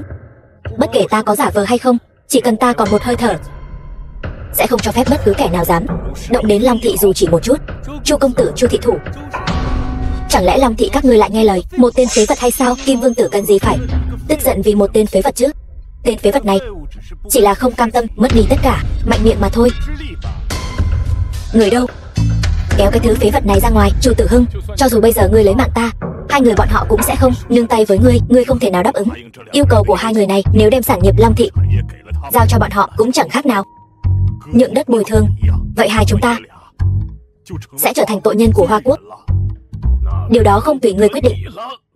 Không, Phác Phổ Thanh, ngươi dám đánh thúc thúc ta, chỉ hơi trừng phạt chút thôi. Chu công tử, nếu ngươi không đáp ứng yêu cầu của vương tử thì đừng trách lão phu sẽ đại khai sát giới. Kiều Thiên Long, ngươi không phải có thể đánh thắng lão già này sao? Giúp một tay, Kiều mẫu trọng thương chưa khỏi, không thể ra tay. Long Tiểu Vân đâu? Long Điển ngục trưởng khi trấn áp Thiên Lao bị người ta tập kích, tạm thời chưa tỉnh lại. Hôm nay chính là khởi đầu cho sự suy tàn của Hoa Quốc. Tai các người điếc rồi sao? Ta đã nói rồi, chỉ cần ta còn một hơi thở, sẽ không cho phép bất kỳ kẻ nào động đến một tấc đất nào của Long Thị. Vậy thì dễ thôi, lấy mạng ngươi trước. Phác chiến thần lấy mạng hắn đi. Không thể nào. Chiến thần chi lực. Điều này không thể nào. Có gì không thể. Đây chính là vị Hạo Thiên chiến thần chí cao vô thượng của Hoa Quốc. Chiến thần đến rồi. Xâm phạm Hoa Quốc ta, chán sống. Hạo Thiên thần vương. Sao có thể? Nếu ngươi là Hạo Thiên thần vương, sao có thể cam tâm làm con rể của Vân gia? Ta sở dĩ che giấu thân phận của mình là vì có kẻ dám toan tính phá hoại sự yên bình của Hoa Quốc ta, nên ta mới bất đắc dĩ phải che giấu thân phận của mình. Bây giờ những kẻ này đều đã lộ diện hết rồi, ta cũng không cần phải che giấu nữa. Phác Phổ Thanh, ngươi quên năm xưa đã có giao ước với vị Hạo Thiên thần vương tiền nhiệm của Hoa Quốc ta sao? Suốt đời không được bước vào Hoa Quốc nửa bước. Nếu lão thần vương của các ngươi còn sống, lão phu có lẽ còn kiêng dè thân phận của ngươi. Giờ ngươi chỉ là một tên nhóc con, chưa ra máu đầu. Cho dù ngươi có được truyền thừa của thần vương thì đã sao? Lão phu ta không sợ ngươi. Hôm nay 4 đại chiến khu của các ngươi đều đã bị kiềm chế ở bên ngoài, không thể đến cứu ngươi. Hôm nay lão phu sẽ tự tay tiễn ngươi, vị Hạo Thiên thần vương của Hoa Quốc, về trời. Phác Phổ Thanh, ngươi thật sự cho rằng Hoa Quốc ta không có ai sao? Thiên Lao Điển ngục trưởng Long Tiểu Vân, chiến thần cấp 2 của Hoa Quốc, bái kiến Hạo Thiên thần vương đại nhân.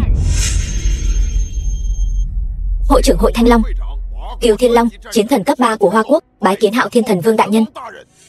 Chu Trọng Phàm, Chu Tử Hưng, còn không mau bái kiến Hạo Thiên thần vương đại nhân được thôi. Thì ra các ngươi đều đang giả vờ. Chúng tôi chỉ muốn một phần sản nghiệp của Long Thị mà thôi. Ngươi vẫn là kẻ đứng đầu Long Thị, nhưng nếu tên ở rể này chính là Hạo Thiên thần vương thì ngươi thật sự sẽ ngỏm không có chỗ chôn. Thúc thúc, chúng ta phải làm sao?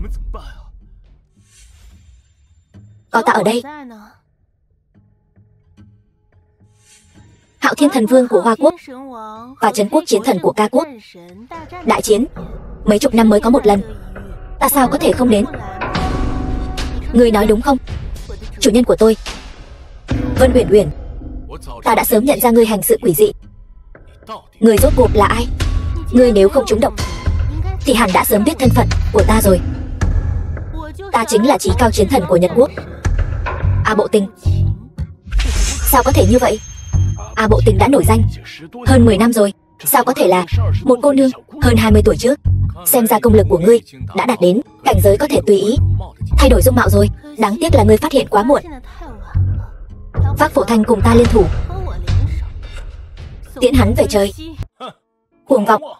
Các ngươi người đông thế mạnh thì đã sao? Chẳng có ai vượt qua võ lực cấp chiến thần, căn bản không xứng làm đối thủ của truyền nhân Hạo Thiên thần vương Hoa Quốc ta.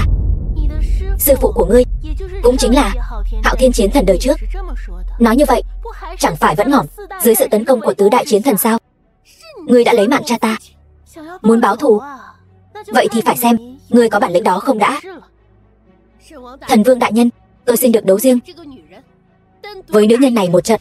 Công pháp của chúng quỷ dị, để chắc chắn vẫn là ta ra tay trước. Thủ hại cha không đội trời chung, ta nhất định phải lấy mạng nữ nhân này. Cho dù không lấy mạng cô ta được, ta cũng có thể nắm rõ được chiêu thức của cô ta. Vậy ngươi tự cẩn thận, nếu không địch lại lui về phía ta. Những người không liên quan hãy rời đi.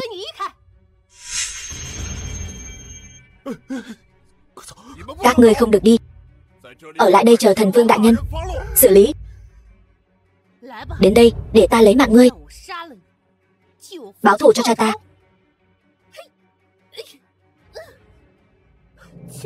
Chỉ với tên phế vật ngươi cũng xứng gọi là cao thủ chiến thần sao? Hôm nay sẽ lấy ngươi làm gương.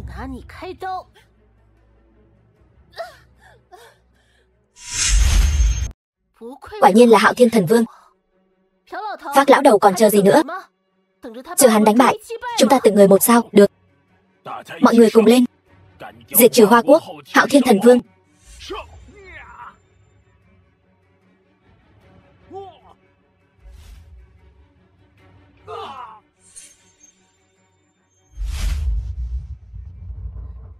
Làm sao có thể? Hắn làm sao có thể một mình đánh lui 4 vị chiến thần chúng ta? Đây chính là ngay cả Hạo Thiên Thần Vương đời trước cũng chưa từng làm được. Hạo Thiên Thần Vương đời trước, hắn làm sao có thể bị nữ nhân đánh bại? Nếu không phải đại hạn của hắn sắp đến, chỉ còn lại chưa tới 1 phần công lực, thì lũ sâu mọt các ngươi cũng xứng làm đối thủ của hắn sao? Long Tiểu Vân đem mấy người này áp giải vào Thiên Lao nghiêm ngặt canh giữ. Dạ. Kiều Thiên Long, ngươi mau chóng trở về Thanh Long hội để thuộc hạ điều tra rõ ràng trong Long thị rốt cuộc còn bao nhiêu gián điệp ngoại quốc. Nếu có tình huống mau chóng bẩm báo. Dạ.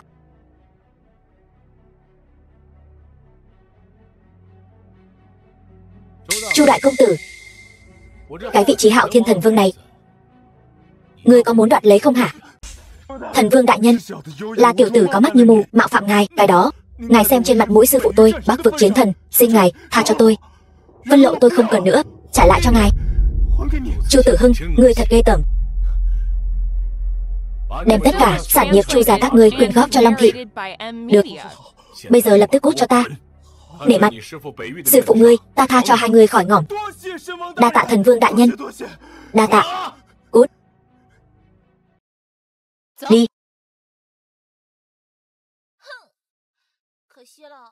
Tiếc cái gì? Ngay cả ngươi cũng đồng tình với bọn họ sao? Ta tiếc hôn lễ bày trí tốt như vậy lại lãng phí. Nếu không muốn lãng phí, vậy thì tận dụng cho tốt. Kim Duyệt Nhi, nàng nguyện ý gả cho ta không? Ta thật sự có thể gả cho chàng sao? Ta chưa bao giờ nói lần thứ hai. Ta nguyện ý, ta đương nhiên nguyện ý.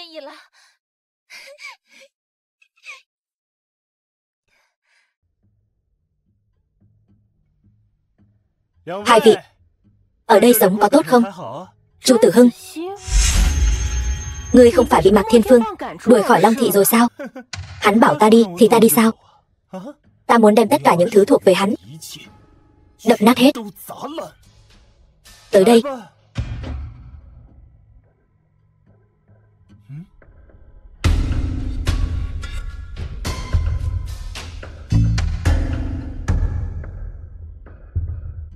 Muội muội, hắn chính là Hạo Thiên Thần Vương đó. 10 tên Chu Tử Hưng cũng không xứng xác giày cho hắn. Ngươi cầu xin hắn không mất mặt đâu.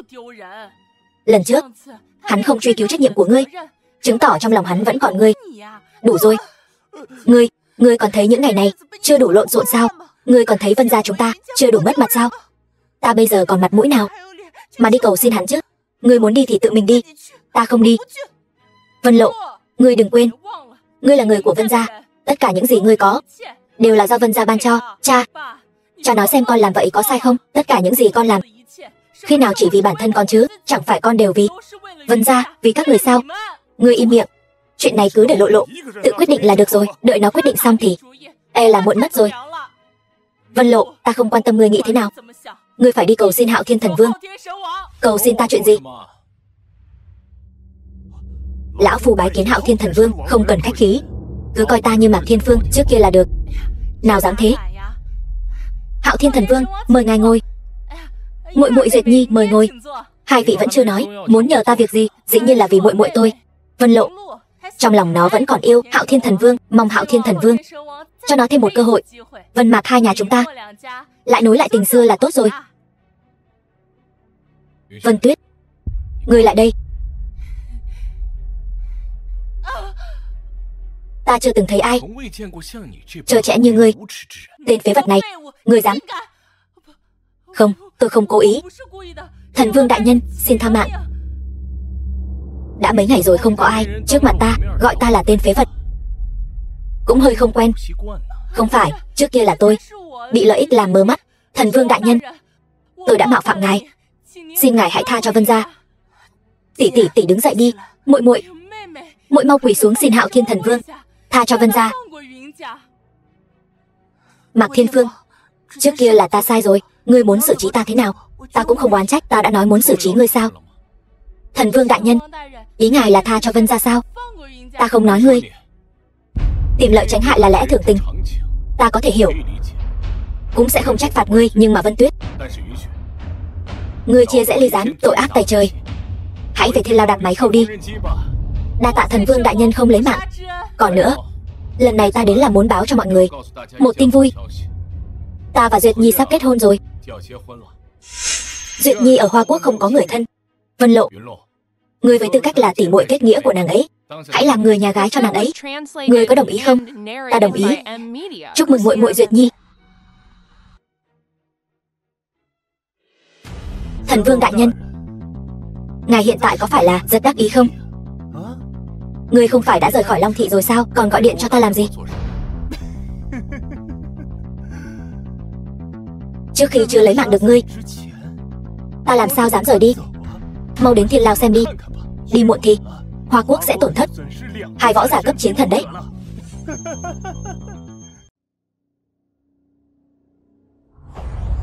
Kiều Thiên Long, Tiểu Vân, Tiểu Vân.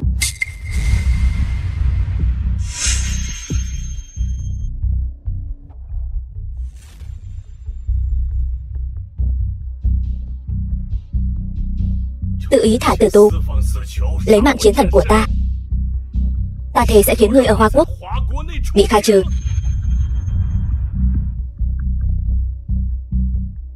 Thần Vương đại nhân, có phải rất bất ngờ không? Ta tốt bụng tha cho ngươi một con đường sống, ngươi lại không biết điều, lại dám đối đầu với ta.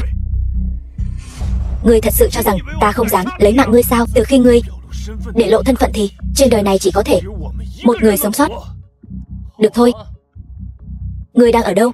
Ngươi nghĩ ta không dám nói cho ngươi biết sao? Ta sẽ lập tức gửi địa chỉ cho ngươi. Ngươi phải nhanh chóng đến đấy. Đến muộn thì người Mạc gia các ngươi sẽ ngỏm hết đấy. Thiên Phương, bình tĩnh. Ngươi ngàn vạn lần đừng bốc đồng.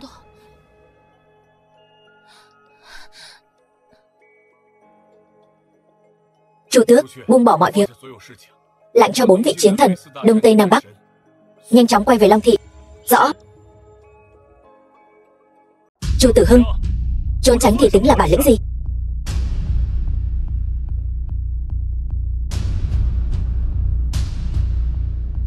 Là đàn ông thì lăn ra đây cho ta.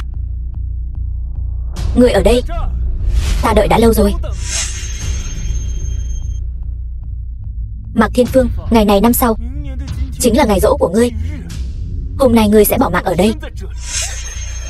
Thiên Phương, cứu ta. Chu Tử Hưng, ngươi ngoài việc bắt phụ nữ ra uy hiếp ta còn có bản lĩnh gì nữa? Có bản lĩnh thì đứng ra so tài công bằng với ta một trận.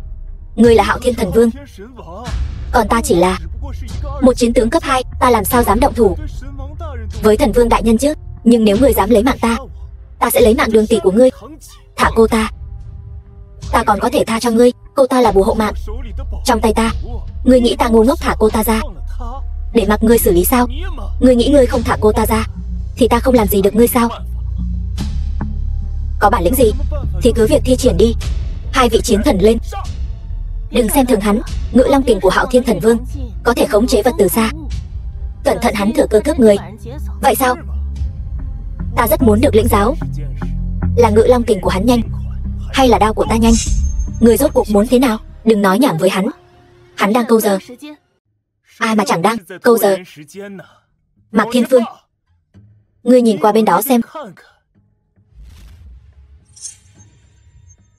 Ngươi dám? Mạc huynh, ta đã cầu xin ngươi rồi. Thế mà ngươi ngay cả với muội muội ta cũng chẳng bằng chút tình xưa. Ta cũng chỉ có thể làm vậy thôi.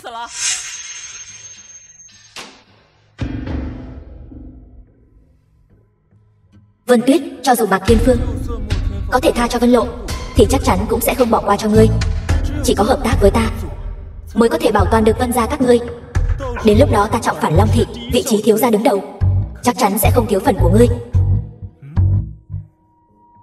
Ngươi muốn ta làm thế nào? Ngươi đã hạ độc ta. Đúng vậy, muốn trách thì chỉ có thể trách ngươi quá lạnh lùng.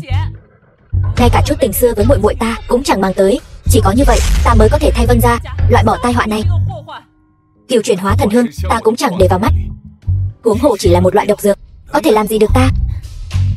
Chủ nhân tốt của ta, ngươi nghĩ đây là độc dược bình thường sao?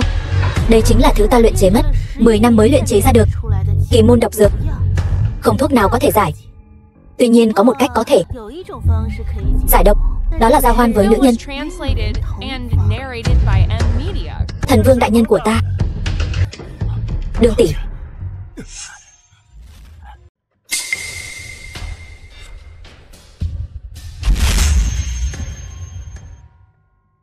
Thiên Phương, thế nào rồi? Thiên Phương, mau đi, mau rời khỏi đây.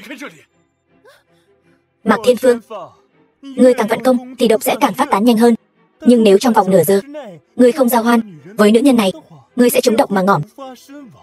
Nếu ngươi giao hoan với nữ nhân này, đến lúc đó cả thế giới sẽ biết Hạo Thiên Thần Vương đại nhân của chúng ta đã quan hệ bất chính với chính đường tỷ của mình. Ta sẽ không để ngươi được như ý đâu. Điều này đâu phải do ngươi quyết định. Ta nghe Vân Tuyết nói ngươi sắp thành thân với công chúa Kim Duyệt Nhi. Chúc mừng. Chúc mừng. Công chúa Kim Duyệt Nhi của chúng ta sắp trở thành quả phụ rồi. Chu Tử Hưng, Thiên Phương thân là Hạo Thiên Thần Vương, công lực thâm hậu, ngươi sẽ không được như ý đâu. Thiên Phương, cố gắng lên. Hai vị chiến thần cứ từ từ thưởng thức màn xuân cung đồ sống này đi. Khoan đã. Kim Duyệt Nhi vừa nói cố gắng lên là có ý gì vậy? Chính là ý mà ngươi đang nghĩ đó. Bắc Cương chiến thần có mặt, Nam Cương chiến thần có mặt. Ai dám vô lễ với Hạo Thiên Thần Vương?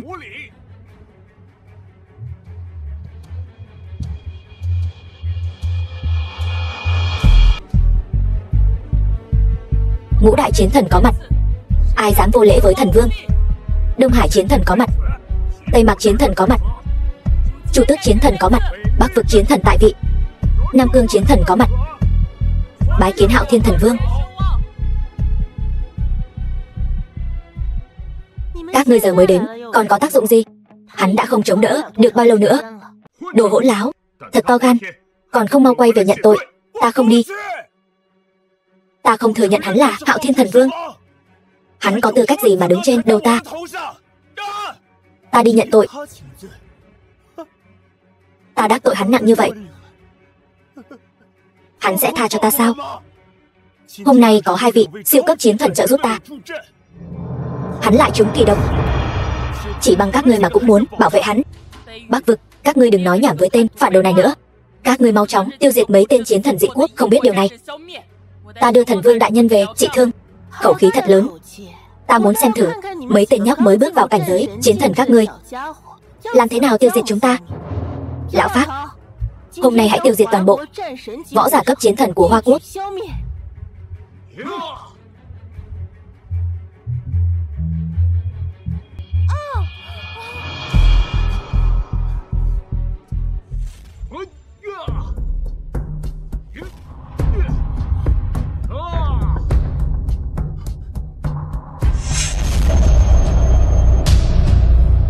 Thần vương đại nhân rốt cuộc đã trúng loại độc gì?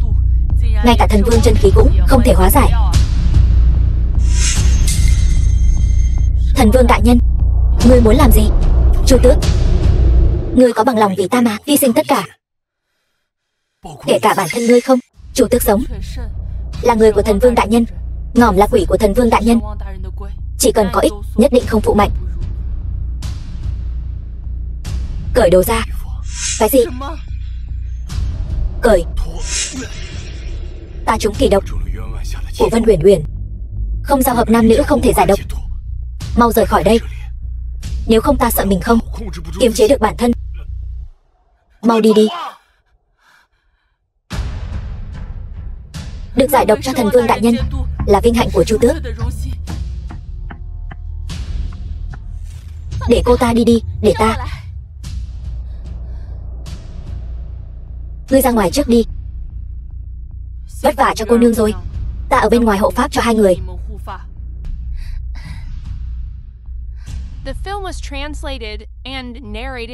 Thiên Phương, ta tới rồi. Nàng thật sự bằng lòng làm vậy sao? Từ lúc chàng cứu ta, trái tim ta đã thuộc về chàng rồi. Hơn nữa, ta mới là nữ nhân của thần vương đại nhân. Chuyện này sao có thể để người khác làm thay được? Ta sẽ ghen đấy. Không ngờ công lực của các ngươi lại lợi hại như vậy. Những điều các ngươi không ngờ tới còn nhiều lắm. Nếu không chuẩn bị chu đáo, chúng ta sao dám động thủ với giới võ giả Hoa Quốc. 4 người các ngươi chuẩn bị đi Tây Thiên phục vụ cho Hạo Thiên Thần Vương của các ngươi đi. Nếu luận về công lực cá nhân Chúng ta quả thực không phải là đối thủ của các ngươi, nhưng nếu các ngươi muốn lấy mạng, 4 người chúng ta cũng không thể toàn thân trở ra. Điệp pháp trận.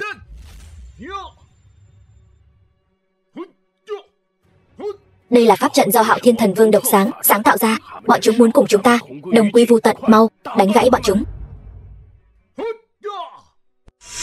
Vừa rồi vất vả cho nàng rồi. Không vất vả. Ngươi thật lợi hại. Cảm thụ cái gì? Nàng vận công thử xem. Vận công? Ta đâu phải võ giả. Ta vận công gì chứ? Nàng thử một chút đi.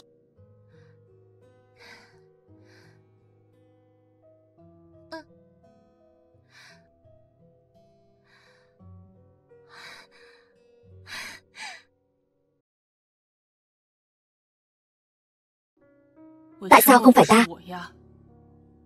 Đây chính là võ lực cấp chiến thần. Khi nàng trở thành thê tử của ta rồi, tự động kế thừa một nửa thực lực của Hạo Thiên Thần Vương. Vậy ta bây giờ cũng là cao thủ rồi sao? Giờ độc của ta đã được giải. Vậy thì hãy để lũ tiểu tốt này trả giá. Pháp trận của 4 tên này giống như con nhím, căn bản tấn công vào được. Không được, chúng ta rút lui trước. Đợi công lực bọn chúng tán đi, rồi xử lý từng người bọn chúng. Không được, vì hôm nay ta đã hy sinh tất cả. Hôm nay nhất định phải lấy mạng chúng, không cho phép có bất kỳ sơ suất nào. Đúng vậy.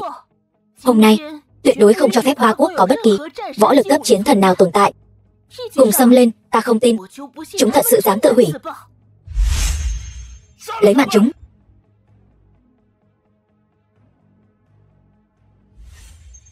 Mấy tên đáng ghét này còn chưa cần phải đánh đổi tính mạng của mấy người các ngươi. Độc của ngươi đã được giải rồi.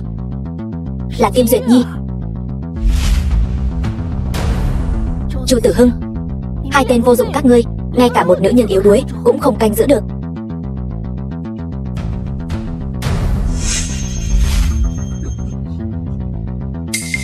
Đa tạ Thần Vương đại nhân, thương thế của chúng tôi đã hoàn toàn bình phục. Còn Thần Vương phu nhân đâu? Bái kiến Thần Vương phu nhân. Trung Chiến Thần nghe lệnh. Thuộc hạ có mặt. Ta với thân phận trí cao vô thượng của Hoa Quốc Hạo Thiên Thần Vương hạ lệnh. Kẻ nào cấu kết nội ngoại, kẻ nào xâm phạm Hoa Quốc, lấy mạng không tha. Tuân lệnh, quyết không tha. Thật đáng hổ thẹn. Lão già, ngươi có gì muốn nói? Võ giả Hoa Quốc các ngươi lại dùng nhiều người thắng ít người. Cho dù hôm nay lão phu ngã xuống ở đây, một khi chuyện này truyền ra ngoài, toàn thế giới võ giả đều sẽ cười nhạo Hoa Quốc các ngươi. Mạc Thiên Phương, các ngươi không thể lấy nhiều hiếp ít. Vậy các ngươi muốn thế nào? Thần Vương đại nhân, đừng trúng gian kế của chúng. Không sao, chúng ta muốn thắng thì phải thắng một cách đường đường chính chính, để hôm nay đám người này thua tâm phục khẩu phục. Bản vương hôm nay sẽ cho các ngươi cơ hội này. Từ trong số các chiến thần của ta, hãy chọn một người làm đối thủ. Ai thắng thì có thể sống sót rời đi. Mạc Thiên Phương, đây chính là lời ngươi nói. Ngươi phải giữ lời. Hoa Quốc ta đường đường đã 5.000 năm truyền thừa, sao có thể giống như đám tiểu quốc biên hải các ngươi không biết lễ nghĩa liêm sỉ. Ngươi Mạc Thiên Phương, nói được làm được.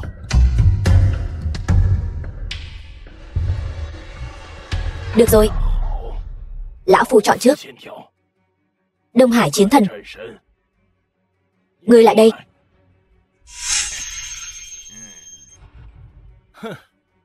Lão già, ngươi thật sự là không biết lễ nghĩa liêm sỉ mà. Trước đây ngươi từng cùng Đông Hải giao thủ, suýt chút nữa khiến hắn bỏ mạng ngoài biển.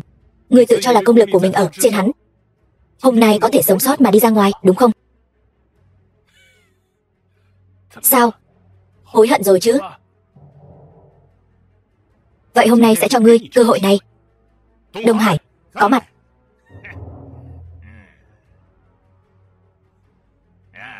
Võ giả Hoa Quốc ta chưa bao giờ chịu thua. Hôm nay chính là cơ hội rửa sạch nỗi nhục. Còn nữa, trả thù cho Cửu Thiên Long.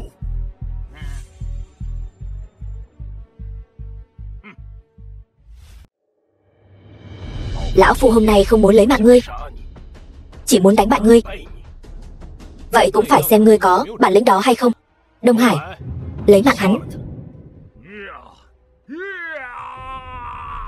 Cũng chỉ là kẻ bại tướng dưới tay Lão Phu mà thôi. Ngươi có bản lĩnh gì mà lấy mạng Lão Phu?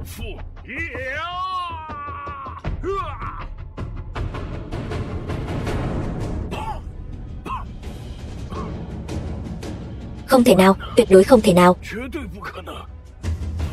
1 năm trước ngươi còn chưa phải là đối thủ của ta. Nay công lực của ngươi sao lại đáng sợ như vậy? Từ nay về sau Ca Quốc các ngươi sẽ không còn chiến thần nữa. Ta không phục. Lão già này thật sự là tên phế vật. Trận chiến sinh tử, vậy mà còn dám khinh địch. Tôi muốn khiêu chiến. Sao? Ngươi muốn khiêu chiến bản thần vương? Ta chỉ là một tiểu cô nương, sao có thể cùng đại lão già các ngươi đánh qua đánh lại? Tôi muốn khiêu chiến cô ta. Quả nhiên không biết liêm sỉ. Vậy mà dám khiêu chiến thần vương phu nhân. Ai mà không biết thần vương phu nhân chúng ta không phải là võ giả. Thần vương nhà các ngươi chưa bao giờ nói không được khiêu chiến cô ta. Nếu cô ta không dám đánh thì chính là bỏ quyền. Vậy coi như ta thắng. Ai nói không dám đánh? Thần vương phu nhân Vân Huyền Huyền này là siêu cường giả Nhật Quốc, thực lực mạnh hơn cả Phác Phổ Thành. Thuộc hạ nguyện thay thần vương phu nhân. Chu Tước tỷ tỷ, ngươi hiện giờ là nhị cấp chiến thần. Dù ta có truyền cho ngươi công lực của thần vương đại nhân, ngươi cũng chưa chắc đã là đối thủ của cô ta. Chu Tước, ngươi yên tâm, Duyệt Nhi sẽ không thua đâu. Được, nếu cô ta muốn khiêu chiến ta, vậy ta sẽ thỏa mãn nguyện vọng của cô ta. Lão yêu bà đáng ngỏm này, mau lại đây chịu ngỏm. Lão nương thành danh gần 100 năm, lần đầu tiên có người nói năng phóng túng với ta như vậy. Ngươi yên tâm, nể mặt thần vương đại nhân, nhà các ngươi ta sẽ không làm hại ngươi. Vậy sao? Nhưng ta sẽ làm hại ngươi. Ngươi biết không, ta mỗi khi nghĩ đến dưới gương mặt đó của ngươi giống một lão bà 100 tuổi, lại còn ghê tởm, còn gọi chồng ta là chủ nhân, ta chỉ muốn tát cho một cái. Hỗn xược. Ta hôm nay thay mặt thần vương đại nhân dạy dỗ con nha đầu không biết trời cao đất rộng như ngươi một bài học.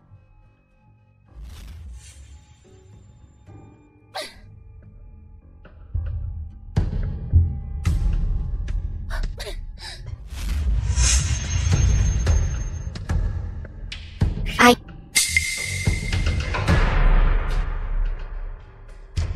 Ngươi cũng đã được Hạo Thiên Thần truyền thừa, trở thành nữ nhân của ta, tự nhiên cũng sẽ có phúc lợi. Ta nhận thua.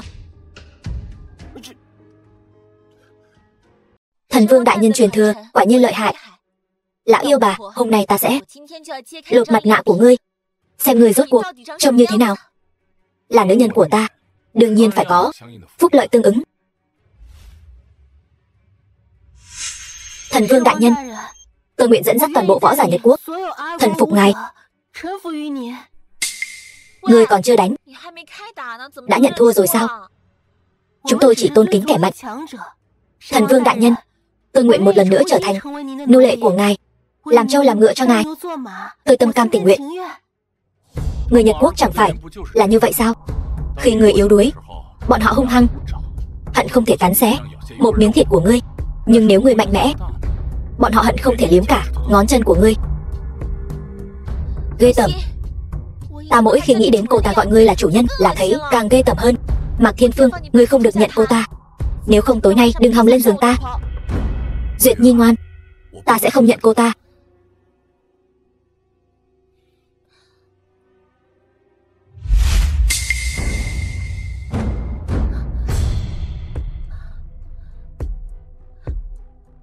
Ngươi lại có thể chỉ bằng một cái phất tay đã hạn chế công lực của ta.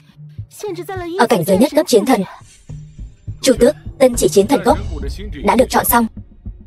Mấy người này cứ để lại cho Hoa Quốc tương lai làm đá mài dao cho các võ giả cấp chiến thần.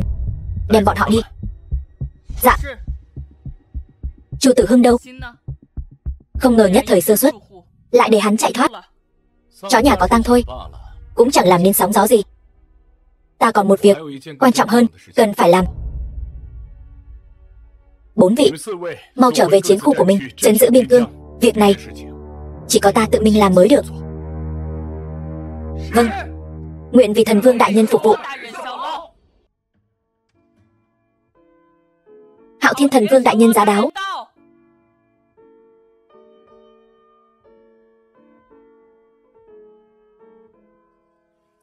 Tham kiến Hạo Thiên thần vương đại nhân.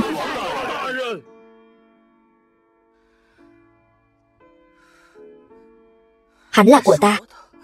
Hắn vốn dĩ là của ta.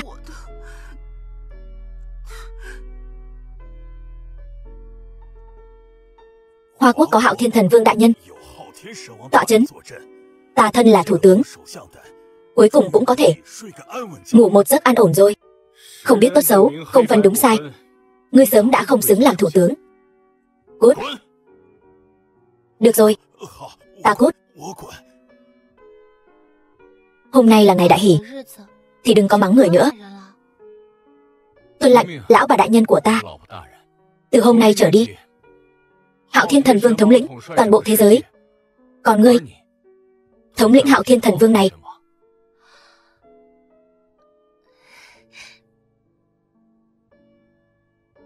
Thần vương đại nhân của ta, ngươi bây giờ hẳn là rất đắc ý nhỉ? Chu Tử Hưng may mắn tha cho ngươi một mạng, ngươi vậy mà còn dám gọi điện cho ta. Ngươi không sợ ta phái người truy sát ngươi sao? Tiếc là đã muộn rồi. Bổn công tử đã đem tin tức Hạo Thiên thần vương truyền thừa báo khắp giới võ giả. Bây giờ đã có không dưới 100 vị võ giả cấp chiến thần đột nhập Long Thất. Cứ chờ đấy. Ngươi cứ chờ bị người ta truy sát đi.